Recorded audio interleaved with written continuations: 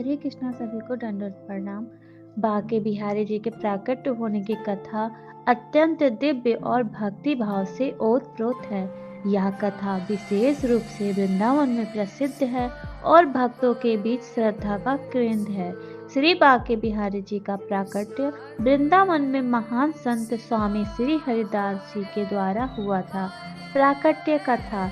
स्वामी हरिदास जी भगवान श्री कृष्ण और राधा रानी के अनन्य भक्त थे। वे नियत प्रतिदिन निधिवन में भजन और साधना किया करते थे।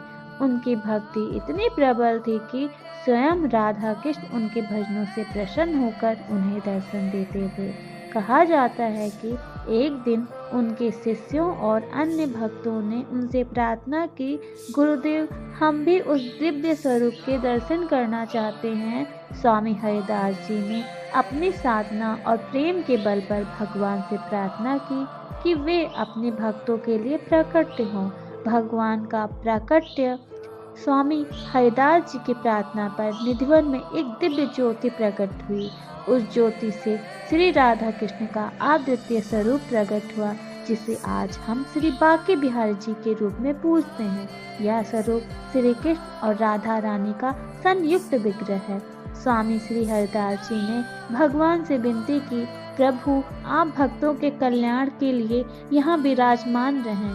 तब से यह दिव्य स्वरूप वृंदावन के मंदिर में स्थापित है और समस्त ब्रजमंडल में पूजनीय है। नाम का अर्थ बांके का अर्थ है त्रिभंगी या तीन जगह से झुकी हुई मुद्रा। श्री कृष्ण की मुरली बजाने की अद्वितीय मुद्रा।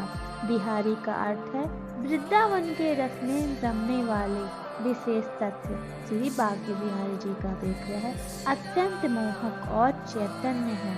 ऐसा माना जाता है कि उनकी आंखों से भक्त सम्मोहित हो जाते हैं। इसीलिए दर्शन के समय पर्दे के पीछे से झलक दिखलाने की परंपरा है। मंदिर में मंगला आरती नहीं होती, क्योंकि बांके बिहारी जी को सुलाने और जगाने का अधिकार केवल उनकी सखी भक्त को है। यह कथा भगवान की कृपा और हरिदास जी की अनन्य भक्ति का प्रमाण है। हरे कृष्णा, सभी को दंडवत प्रणाम।